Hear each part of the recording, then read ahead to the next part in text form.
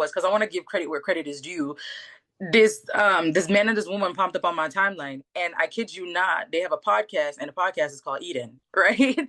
And I remember hearing that man of God share something, and he said he was talking, and I want to include both the men and the women on this, because he was speaking specifically to the men. But I want to share what he said, but I want to say it for both the men and the women, right? He was saying, and I'm gonna say, so for men and women, the devil hates your husband, the devil hates your wife, even if you are not married as yet. Whoever it is that the Lord has for you, he will say the devil hates your husband and the devil hates your wife. But what the enemy will do is he will inflict trauma on you so that he doesn't even have to lift a finger. He doesn't have to do anything. He will use you to do his dirty deed for him. Because I remember Tiffany Buckner, she once said that trauma is the devil's training ground.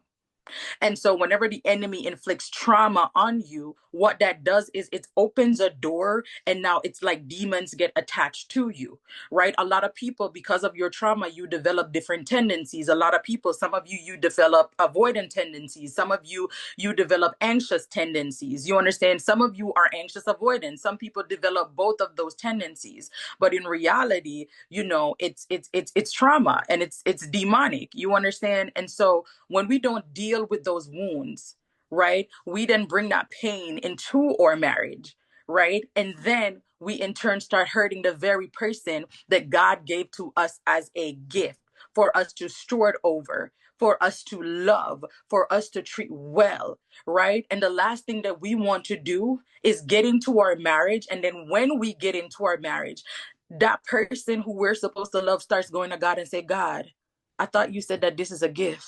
I thought you said that this is what you had me preparing for. This is really what you had me waiting for. You don't want to be that person who got the, you know, your partner's going to God and be like, God, this is they're not treating me how you said that I should be treated, right? And so you definitely don't want that to happen. And because you don't want that to happen, guess what we got to do? We got to prepare. We got to prepare. The same thing that God told me, prepare so when the time comes and you could be fully equipped. So